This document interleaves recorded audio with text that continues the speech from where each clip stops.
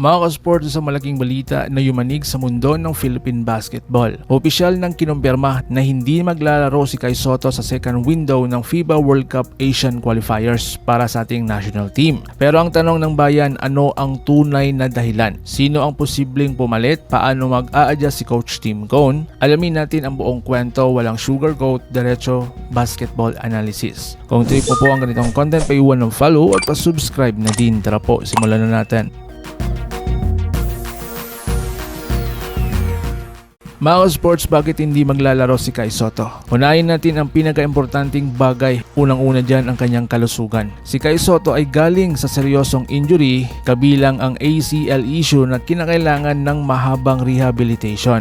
Bagamat nakakalaro na siya ngayon sa Japan, hindi pa daw siya 100%. Sa kanyang kupunan na Koshigaya Alpas, makikita ang controlled minutes, limitadong physical contact at iwas sa sobrang bigat na laro. Kahit may mga game siya na may 15 points, 15 rebounds, 2 assists, 2 blocks, makikita pa rin ang pag-iingat sa galaw, lalo na sa depensa at landing. At dito papasok ang malaking factor. Ang club ang nagbayad at nag-alaga sa kanya sa buong rehabilitation. Natural lang na protektahan ng Koshigaya ang investment nila. Iwasan ang re-injury, unahin ang long-term career ni Kai. Hindi ito pagtalikod sa gilas, ito ay smart move para sa buong buhay ni Kai Sotto sa basketball. So ngayon, anong stance ng SBP at gilas? Mahalagang linawin natin, may malinaw na respeto ang lahat ng panig.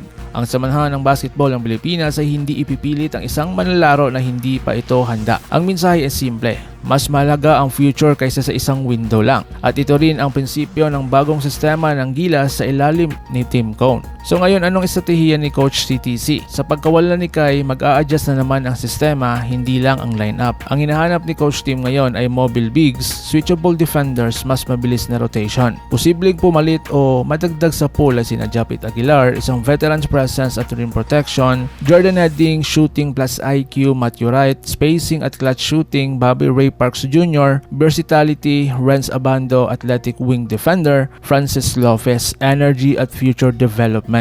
Hindi ito basta pangalan, ito ay tactical choices laban sa malalakas na kalaban. So ngayon, anong napakalaking hamon para sa NC at Australia? Hindi biro ang haharapin ng gilas dahil sa New Zealand, napaka-physical at discipline nila, habang Australia naman ay shooters, depth at pace. Kung pipilitin si Kai sa ganitong intensity, napakalaki talaga ang risk. Kaya ang desisyon, huwag ipilit ngayon. Ianda siya sa mas mahalagang laban. So ngayon, ang tanong, kailan babalik si Kai? Good news mga ka-sports, sa target return ni Kai is this possible July window. Mas healed, mas handa, mas dominate. Sa edad na 23, si Kai ay hindi pa prime, may mahabang runway, pwedeng maging haligi ng gilas sa susunod na dekada. So ngayon mga ka-sports, hindi lang puso ang laban, katalinuhan din. Kung ikaw ay tunay na fan ng gilas, unahin mo ang kalusugan ng manlalaro, magtiwala ka sa sistema at suporta ka kahit may kulang. Comment down below kung tama ba ang desisyon na paupuin muna si Kai Sotto. Sino ang gusto mong pumalit sa gilas lineup? Like, share at subscribe para sa araw-araw na solid gilas updates. Laban Pilipinas puso, so paano? Ingat po kayo.